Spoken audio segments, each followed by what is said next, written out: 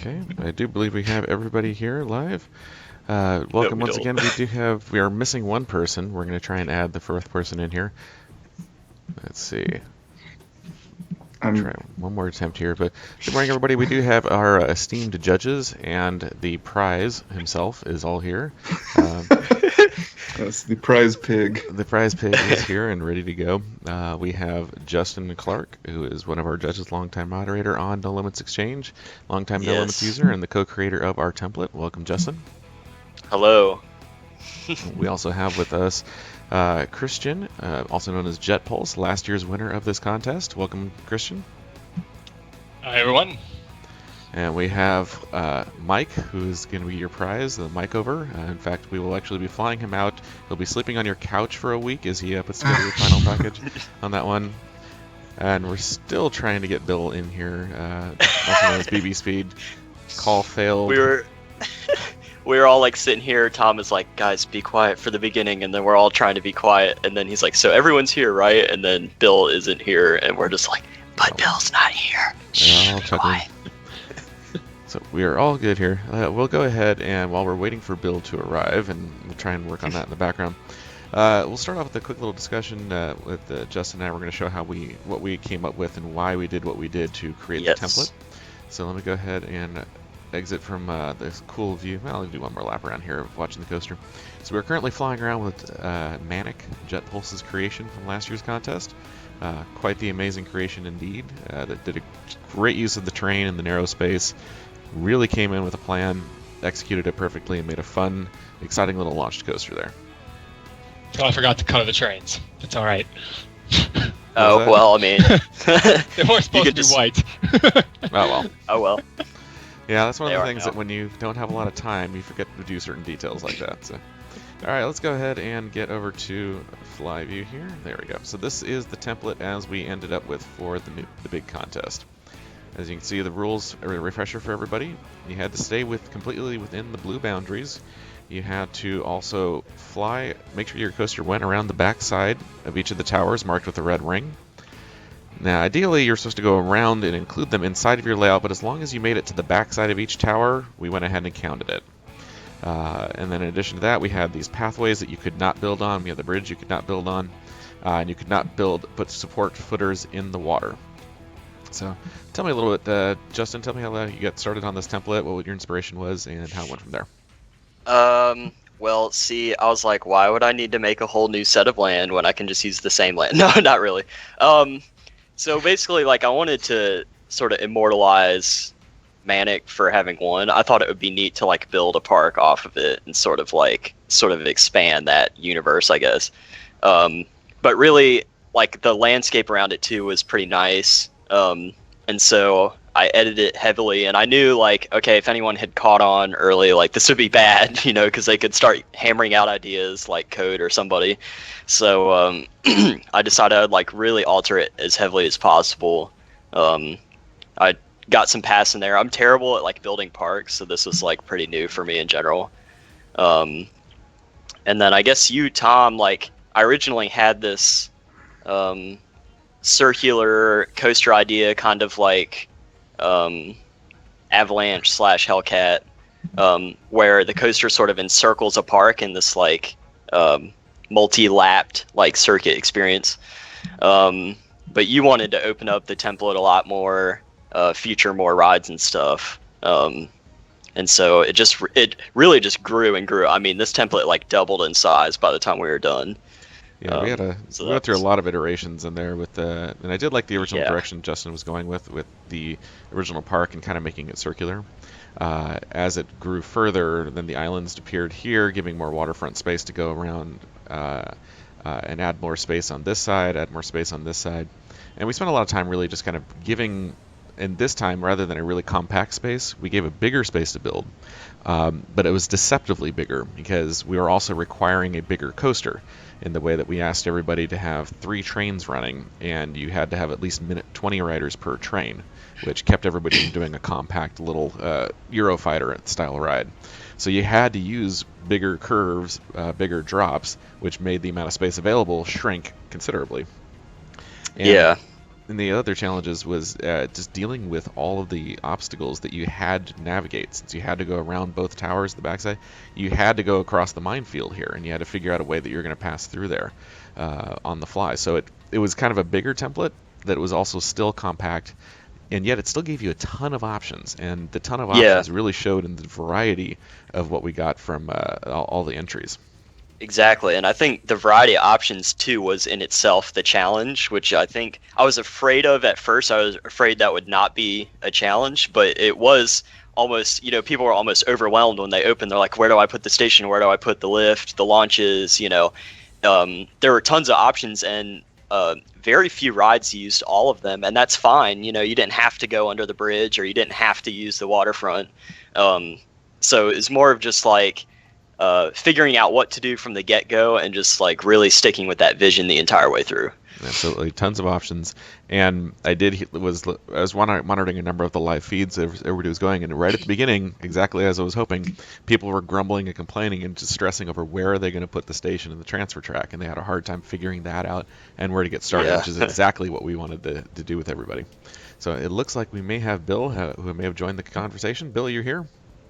Maybe. Yes, he's here. All right.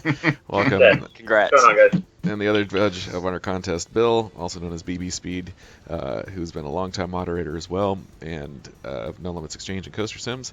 An all-around fun guy to talk to. Welcome, Bill. Oh, thanks. All right, so from here, we're going to go ahead and talk about some of the honorable Hold on, mentions. I'm still... Oh, okay, yeah, you can do the honorable mentions. I'm still... Wait, let's all drag cramming- everything to a halt. We need to wait for Mike to catch up. cramming all these coasters in so I know what I'm talking about. All right, so what are we going to talk about for our first live honorable mention? I opened up Bestdani's coaster, and it ended up being Jet Pulses, and I'm like, why didn't this win?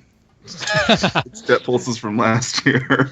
Somebody's got some file confusion names there. All right, so which of our honorable mentions shall we talk about first? Skyfall. Sure. Skyfall. All right, let's go ahead and bring up Skyfall from the whole list here. By the way, there were plenty of we're covering just 3 of them, but there's probably going to be much more, and we'll have them typed out. We literally kind of just rolled the dice on the 3 that we chose to talk about on the stream, because it's there's so many that were actually really legitimately good. So yeah. And I think, Tom, did you say you're going to put a number of pictures up on the Facebook page of some of the other kind of honorable mentions, even if we don't go through them necessarily here? Yeah, I'll put up a few. Some of the pictures, we may have to get a few other pictures of theirs. We're showing some of the pictures provided. We're just showing very specific areas versus kind of a broader view of everything. So I don't have those prepped and ready to go as much, but we'll get those set up. There will definitely be a post for each of the winning coasters as they go up. We'll have all that ready to go. So it's just a matter of as we get there. And once we do finish, I suppose I'll definitely have a zip file that has all the entries for you guys. I'll probably fix up the top 5 a little bit as far as codes it's missing, the Manic ride and everything. And then I'll probably just repackage those, send you guys a zip file so you can download them all. It's a pretty quick download for being 42 coasters, so. Yeah, so we definitely want to make sure that we, there's a couple of coasters that do need some cleaning in there as well. Yep. Nice. All right, so we're now looking at Skyfall. Let's go ahead and talk about this one a little bit here, guys. We'll let Christian go first because he chose this one more or less. Yeah. So I think this was the only dive coaster entry, and as the judge was talking, I believe it was a Bill that had mentioned he's not quite sure why less people did dive coasters, right? Because these gigantic elements, you can clear some pretty big space with very few elements. And in general, I just thought construction of this and the execution of this was quite good. This fell in my category of rides of actually really good rides that probably would have been, if not top 5, but close to top 5, if they hadn't made some stupid mistake and gone out of bounds or put a footer in the water or hit the concrete of the path or something like that. Which there was, I think, might go up. There's a list of 4 or 5 rides that I think, for me, fell in that category. Yep. Right here you can already see one of the problems with this particular coaster. Right there, we have a footer on that's clearly out of bounds. Yeah, and that was literally the only thing I think keeping this coaster out of the definitely the top 10, possibly even the top 5. Yep. So, of course, then again, if all the other rides didn't make those stupid mistakes, I don't know. Yep. Yeah, there's a lot of we were talking about that when we were judging too. Is like I felt really bad, kind of putting some of these, like calling some of these DQs, but our kind of idea was like, well, you know, if we're gonna have to give you 6 inches of leeway to make this thing count, then you could have just built the ride 6 inches further in. Like, it wasn't, Yeah. it wasn't fun to DQ solid rides, but kind of had to play by our own rules. Yep, and a lot of good work done to squeeze everything in here and make use of the transfer track, avoiding the concrete pathway. So there's a lot of good work just spoiled by one errant footer in the wrong direction there. You know, passed cleanly under the water, which was good. Giant camelback airtime hill on a dive machine. It's kind of an interesting thing to see. Yeah, that was cool. Yep. It's a nice And I love the roll over the plaza near Manic. That was a great addition too. I think like all the elements that went over the pass were like really well done. They weren't just like trying to just cross or anything. Like they actually had some flair to it. Yep, it even feels like a dive machine for the way that the elements play out and kind of the style of it. So it was just very well done, but one little errant mistake there at the top cost the contention. Very sad. All right, so we'll go ahead and close this one up and move on to the next honorable mention, which is, let's do Icarus. Icarus. All All right. I'll choose. The next honorable mention is from the Codemaster. No, I'm just In 11th place.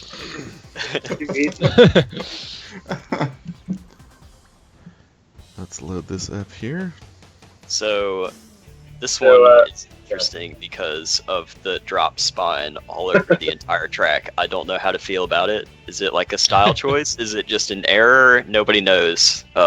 So yeah, it's gonna look a little weird when you open it up. Well, like I didn't even notice at first, and then like halfway around the track, I was like, man, this spine seems like really big. Yeah. Oh, right. Yeah. An entire ride built to break around the track. Just waiting for the load. One of the things that we may look at the next time we do one of these is to have a park that loads a little faster. Sorry that some of you spent 5 minutes loading your park. All right, hey, well, I spent like 2 weeks working on this template, so they can spend 5 minutes loading it. Ooh, shots fired. Burn. So, so this is Icarus. It was a really nice flying coaster. I really liked the layout of it. I don't know what to say. It flowed really well. Kind of from element to element. Everything seemed reasonably realistic. Sports were solid, except for maybe one. But I think the thing that kind of held this one back a little bit is just probably a product of time. Where like the layout was genuinely one of my favorites, just in terms of pacing and element selection and realism. But the track shaping kind of let it down. It's like a little too like let the deep pumper decide where the track goes. Also, the whole thing was built with a drop spine, which I feel like is like Was it I really? feel like that's, Oh yeah. wow. Oh yeah, zoom in. Nice spine. Yeah.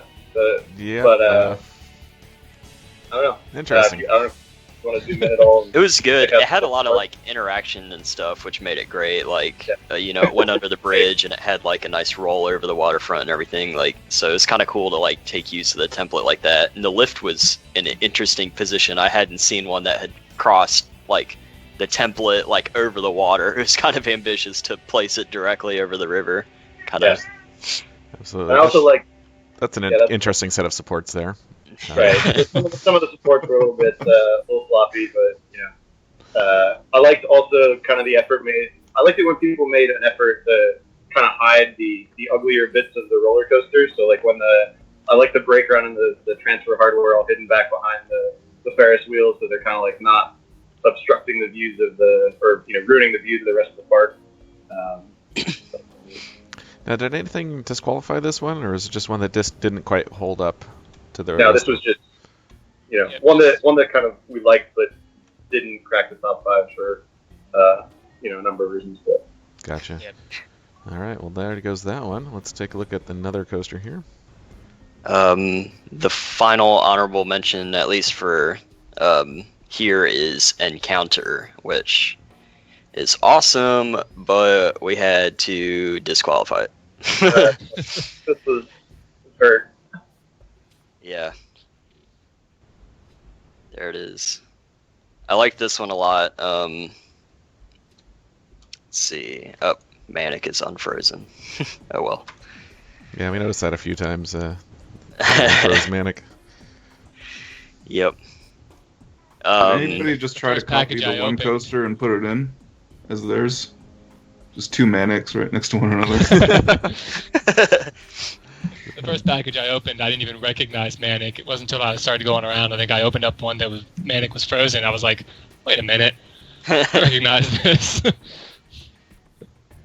Okay, so let's go ahead. Here we have Encounter. Nice big coaster. So, what are we looking at here, guys? Tell me. This to me was like it immediately reminded me of like one of those pre-made coasters from Roller Coaster Tycoon called Lunar Launcher. Just the colors, and then like I saw the launch lift, I was like, okay, yeah, this is definitely Lunar Launcher. But it was super cool because it didn't conform to any specific style or anything, and usually those don't end like super well, but they do okay. But this really had its own style, first of all, and it also did a lot with the template. It sort of had this nice ravine flyer-esque like out and back section over the path. Had lots of cool like unique elements.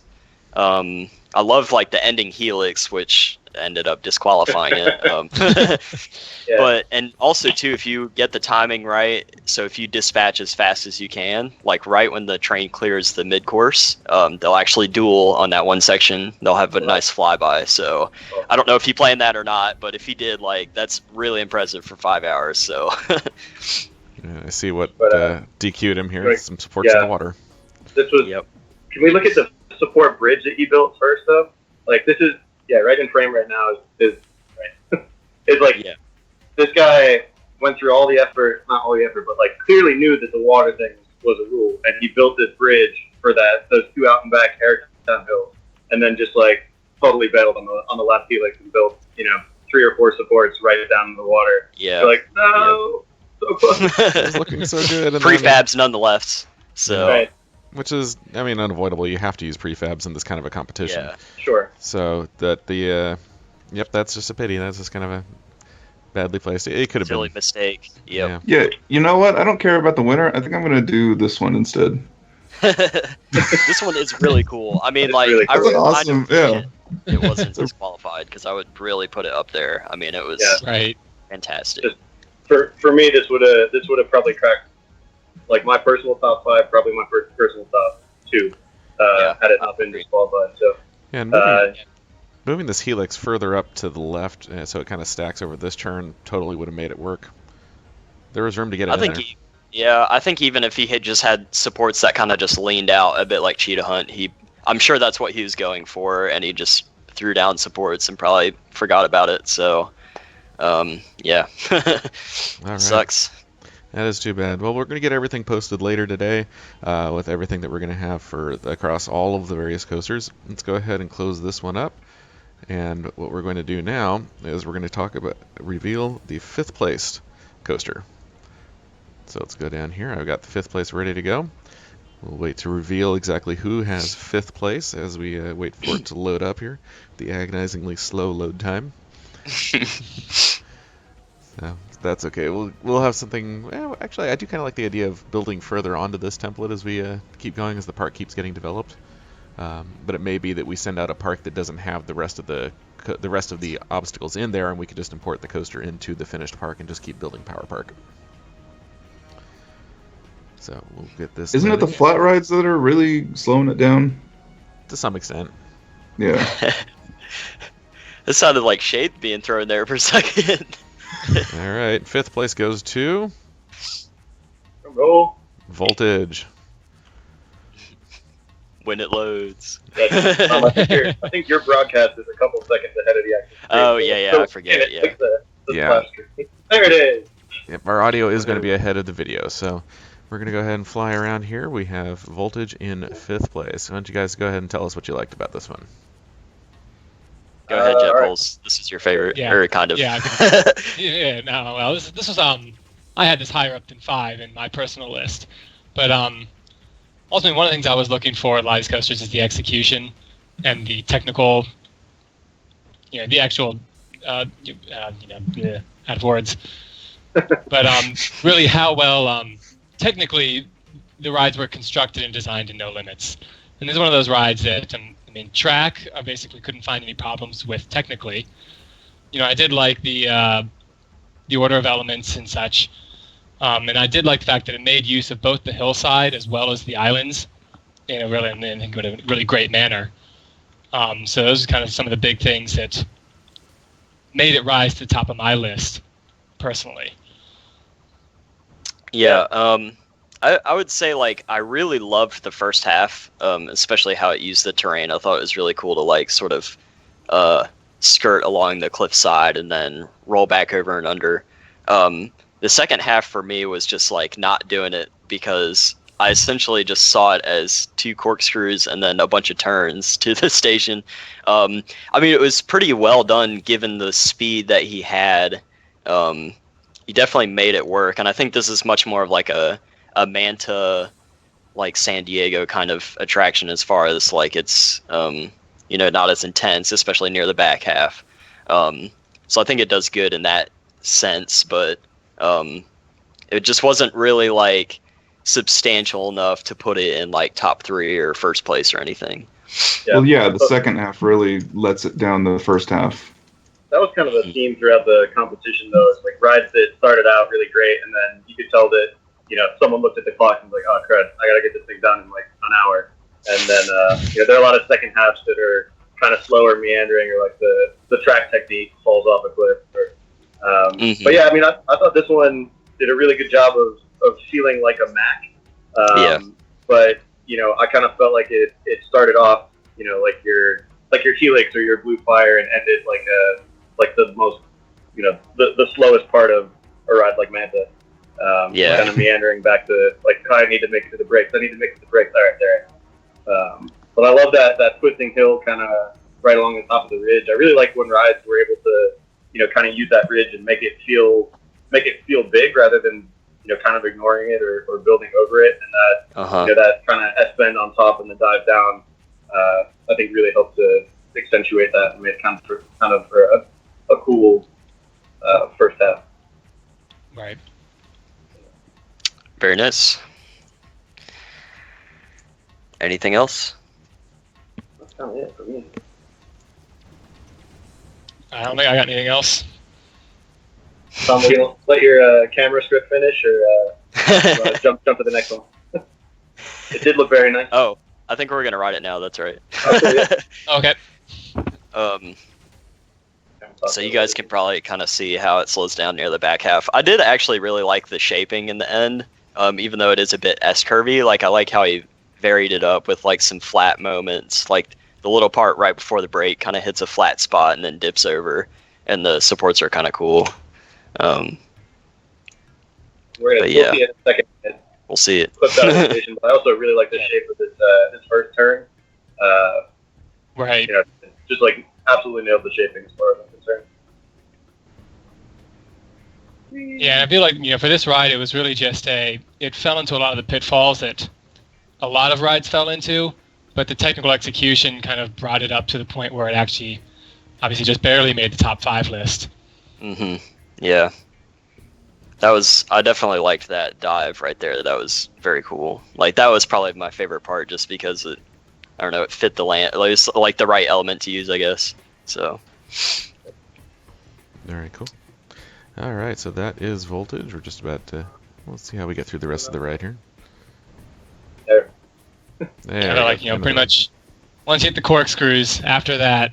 Yeah. I should say the horseshoe roll because Cedar Point likes to name everything new. Yeah, I was thinking okay, it's 2 corkscrews back to back. I was like, well, Cedar Point calls this a horseshoe roll, so it can't be it can't be that bad. They gave it a special name. Yeah. Now, one thing I did like about Voltage is that it does unload passengers without a platform before you get to the station, so just kind of have everybody jump off to the side. Yeah, it's exciting. Yeah, so it's an interesting take. If you had built the building there, it would have been a little better, but I think it would have run into the transfer check. But anyway, that was another thing we saw throughout the competition is like people built rides that were clearly only able to support 2 train off, and then they just kind of threw the 3rd train on. So it's like you have a train stacked outside the station for the duration of an entire ride circuit.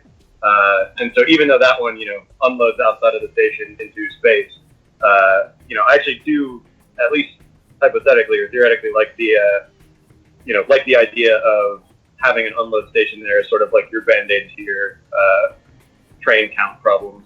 And hey, Millennium Force does it, so whatever. This is true.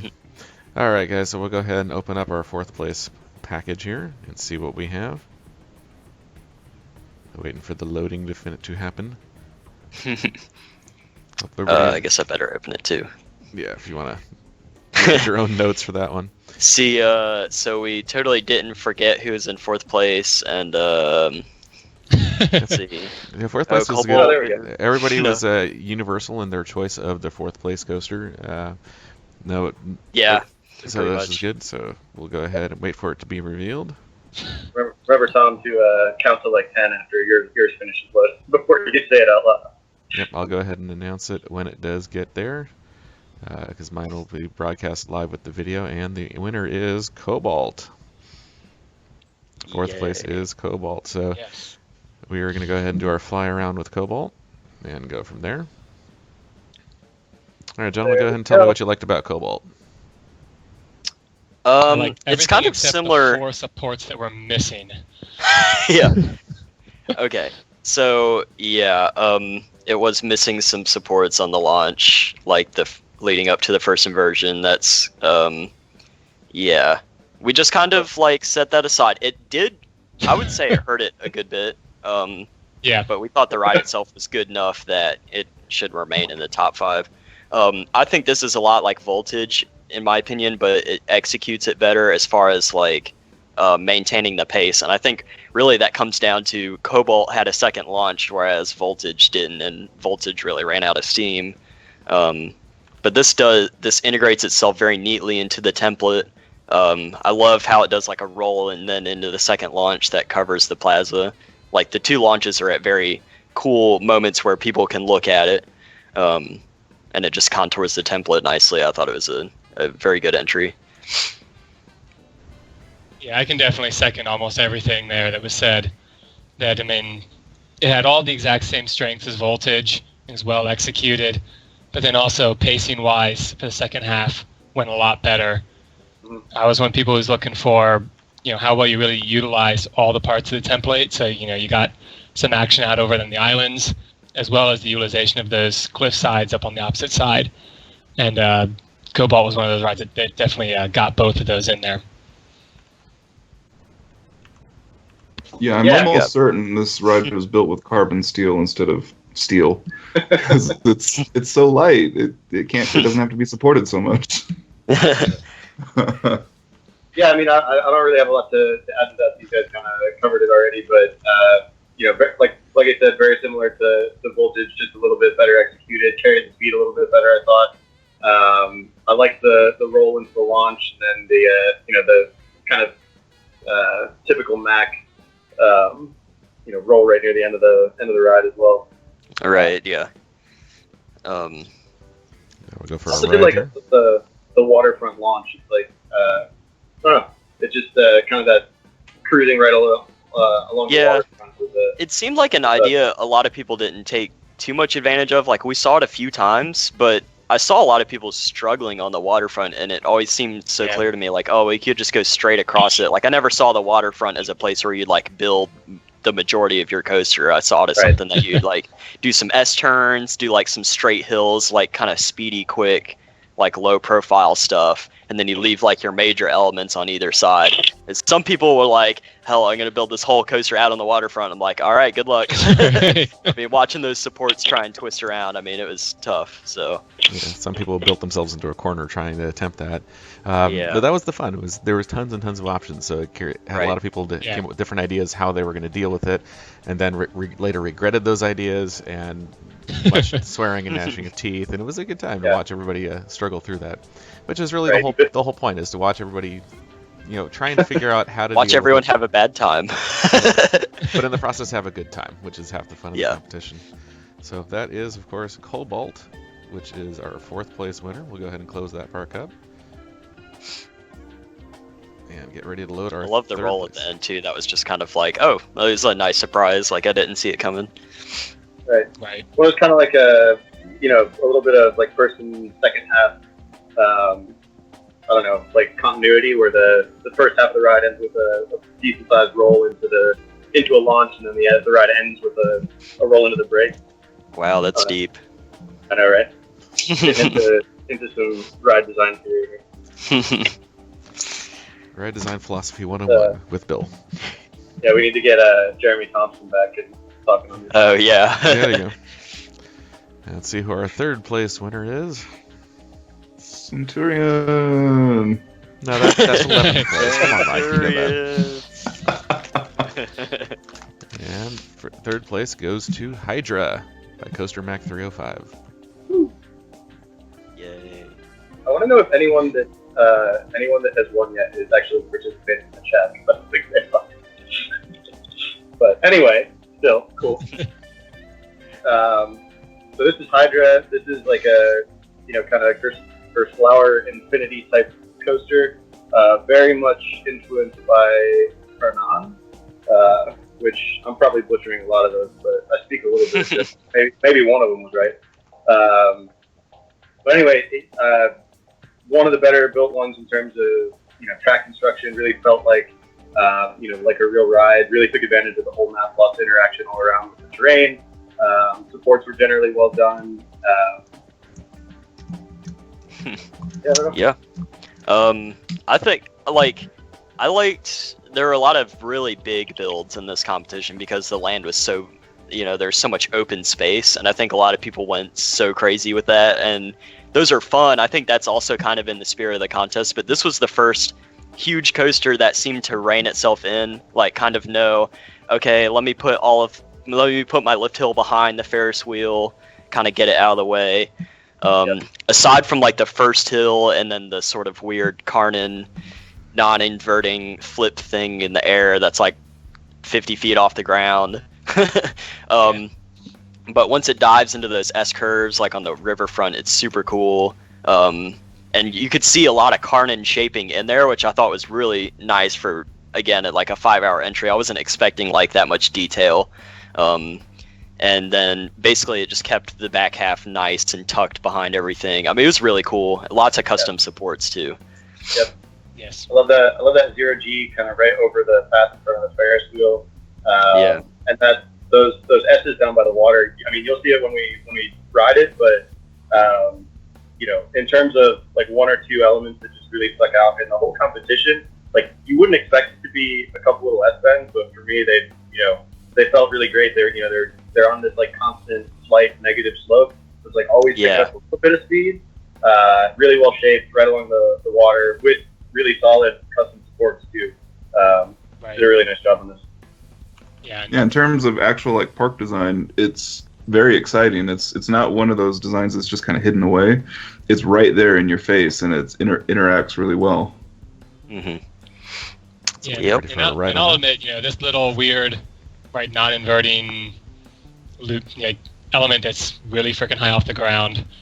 Definitely not my favorite element, but irregardless, the technical execution of this was right up there with the top two coasters kind of thing, and so that's I think one of the reasons it.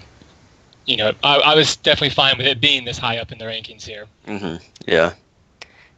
And it was a Gerstlauer Infinity, which we were trying to somewhat avoid with the passenger rule and like minimum car count, but I think this one turned out well because it wasn't just like, okay, another Smiler or something that just you can go free on just making like loops and crazy stuff. This had a much more like clear vision.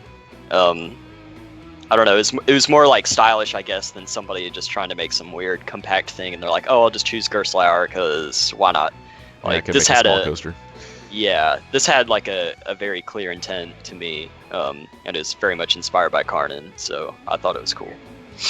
Yeah, and along those lines, you can kind of see in the intent that, since there was this clear intent that even though it isn't something that's, maybe we got some best examples of in real life, it's something that it's not too big of doesn't take too big of an imagination to see something like this being constructed.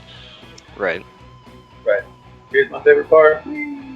That was a nice flow into that Cobra roll. The high speed part. Yeah, what really makes a great coaster is when you combine good shaping and great pacing. For me, at least, that's what I look for. Mm-hmm. Yeah, this definitely had both. Yeah. Let's fly under the bridge here. Of course, you guys are watching the video stream, which is delayed from the audio. Yeah, Bill's favorite moment was probably like at the wrong spot, but I knew what favorite moment it was. It was those low speed or those high speed, like low bank kind of stuff. Yeah. It's definitely the best part, I think. Absolutely, very cool. So that is our third place coaster. We'll go ahead and show our second place coaster next. Let's see what we're doing here. The Codemaster. That's right. Big moment. Second place is the new 11th. Yes. First place Floppy. That's right, it got DQ'd. That would be the better explanation. And somehow didn't make the honorable mentions. Let's see what we have here. Who's it gonna be? Dun, dun, dun, dun. Watching the chat is almost watching the video stream. Mm-hmm. Let's see what we get. So it is Man, if you hadn't built this in RCT3 for your username, you might have had a chance, Intenso. but Yay! Intenso by Mrcrolly. Which is, I would put this in my top 5. I think I put it in my top 5 of worst names for a coaster in this contest. But that said, I think it kind of shows that he spent probably the least amount of time on the name, which is arguably the least important part, and spent hopefully most of the time on everything else. I thought this was like a really awesome entry. Yeah, it's kind of like the brash, like Intamin that is super intense, like kind of tries to do everything. But those are cool. I mean, you even want to see those sometimes. Like, that's what people want to see. It interacts with the park so much. Has a waterfront launch, which is super cool. The overbank over the observation tower is by far the coolest part. And yeah, and downward launch.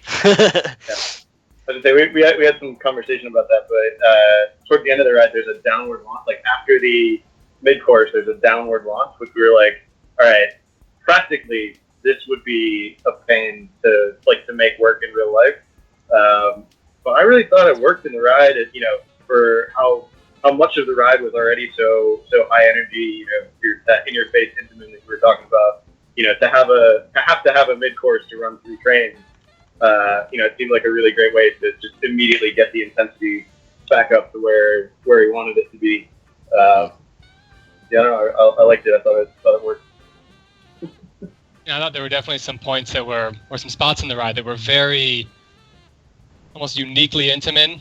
Whereas, again, it's something we haven't actually seen on a ride like this element right after the downward launch. Right. But something that's very easy to believe that Intamin would do something like that. Right. Which I love to see in any ride. That's a fan-made ride. It's going to be certainly riddled with technical problems. Sounds just like Intamin. Exactly. Yeah, that downward launch is just part of Intamin's portfolio, man. You just gotta get used to it.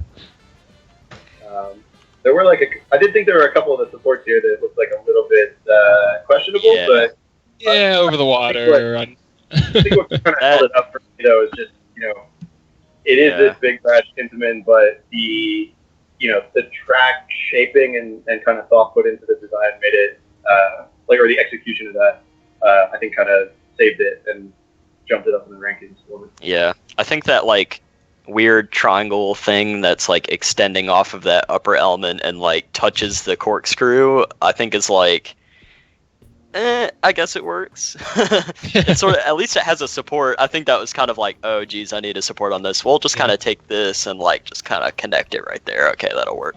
I was surprised. Definitely by not the the worst entries. I was surprised by the number of entries that just didn't support over water. It was like the ride went over the water and there was just like a 70 or 80 foot span without supports. Right. It was like, okay, not at all in the spirit of the competition here. Well, steel's that strong, right? You can just stretch it out forever. Look at that flyer that was held up by the long tubes over nothing. All right, here we go. Downward launch, except I'm behind, so it's already happened. So, yeah. Downward launch for me. Woo! And for those wondering, everybody watching these guys are watching the stream of the video, and of course chatting live via Skype, so their audio is behind the actual. Don't give away the magic. Oh, sorry. It's just wonderful. It works perfectly. A nice train interaction there. Yeah, exactly. Right. Oh yeah, I did remember that. Yeah, that was cool. All right, gentlemen. Well, is it time to reveal the winner of the contest and who's going to have to, own Mike for the next week? Yes, and the winner begins with F, and then it's followed by L-O-P-P-Y, floppy. It is floppy. All right. So I was out of town the weekend that this all went down, which is one of the reasons I didn't compete. And I apparently missed this whole floppy thing. Okay, so it's like a suspended coaster. I think the goal of it is to like, it's to harden up the kids. I think kids nowadays are just wimps, and I think floppy gives them a good smacking. It like just wakes them up. Everyone's talking about like, oh, this ride's so rough. Well, floppy, it just turns that idea on its head, and I think that's just the best part about it. It's so brash. It's like somebody opened the suspended coaster for the first time and was like, oh shit, this is hard. Yeah, basically. Yeah. Floppy does not give a crap at all. Yeah. Beats everybody senseless. Beats them all floppy. Beats them all floppy. And your winner is... Done. Centurion wins it. Codemaster finally wins a competition. Yay. Yay. I'm just waiting. I'm actually watching the chat right now to see if he's going to do something crazy. So. You guys told me the other coaster won. I don't want to do this one.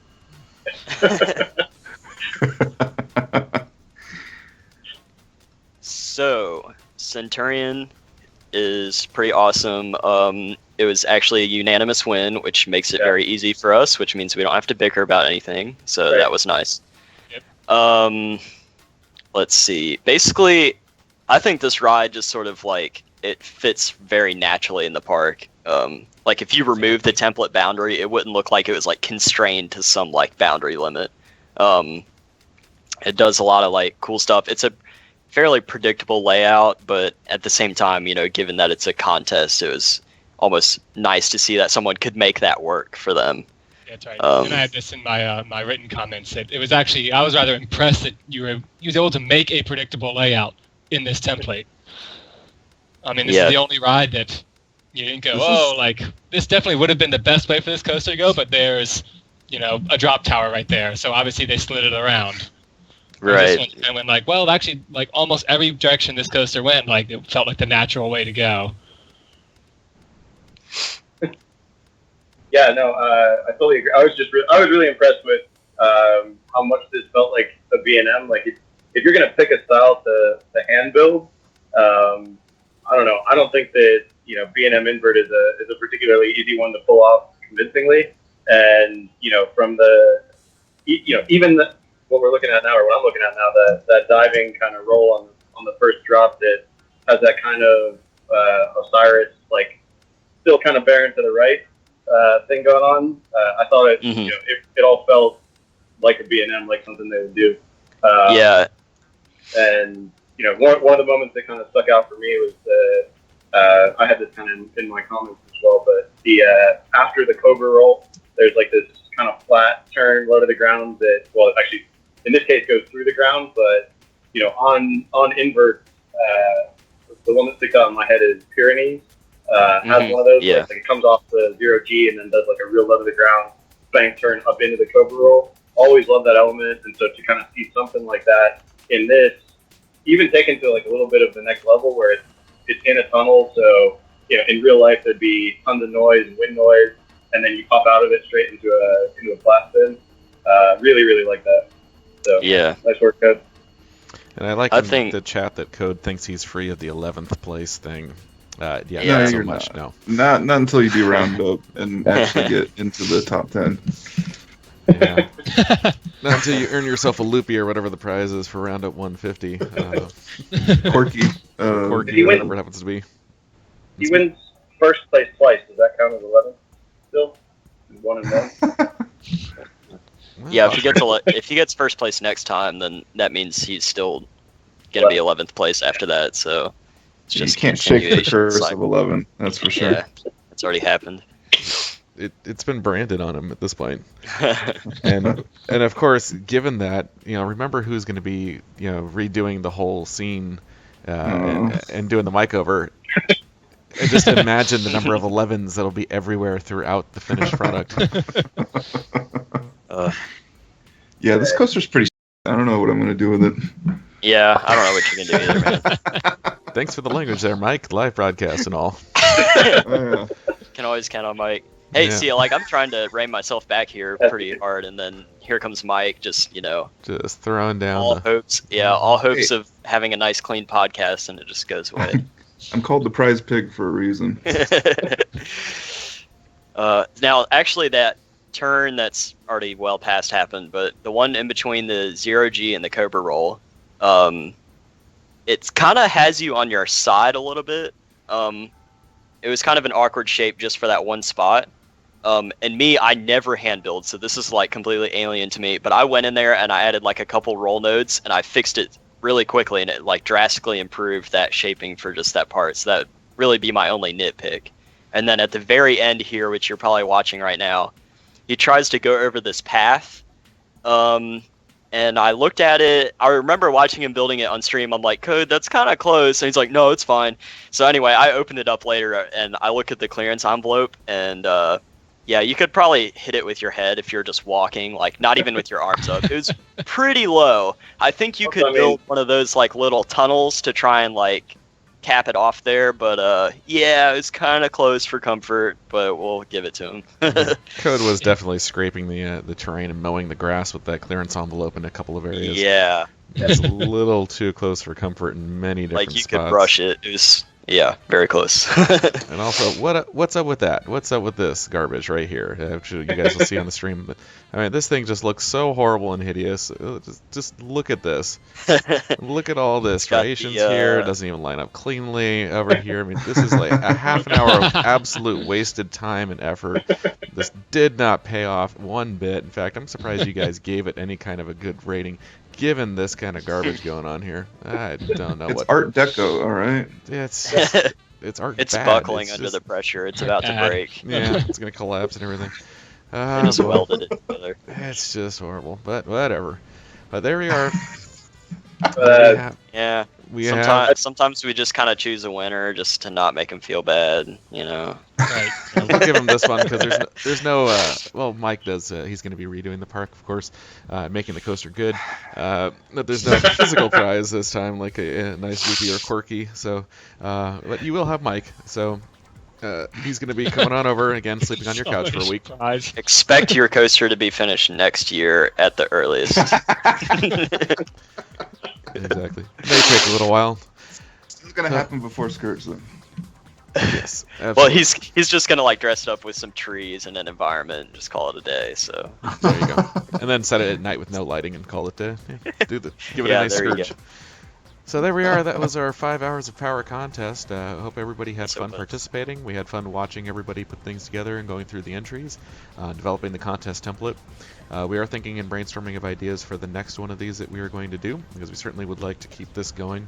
It's a fun, exciting contest that I think really levels the playing field a lot. It takes away the the people that can spend forever doing all kinds of crazy things with environments and custom scenery, and really forces you to focus on building a good coaster and thinking fast about it. So really does help level and even things out.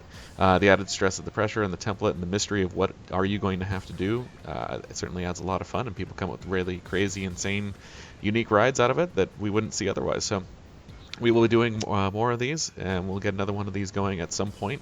Not sure when. We do want to try and get the best possible time to get as many people around the world playing, which is very difficult. We do have fans all over the world, so trying to put it somewhere that makes sense can be rather difficult, because it is that finding 5 hours that the entire world is awake is very difficult.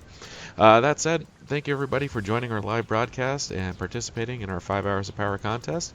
We had a lot of fun putting it on for you, and we'll certainly look forward to the next competition and everything from there. So until then, keep building all of those coasters, have fun with that, keep spreading the word about No Limits. Remember, we do have a sale going on, so if you have any friends that don't play it yet, that have VR and like it, Steam sale is going on through to the end of today. They can pick it up 25% off. Have yourselves a good rest of the weekend and a good week. Keep building those coasters, and we'll talk again soon.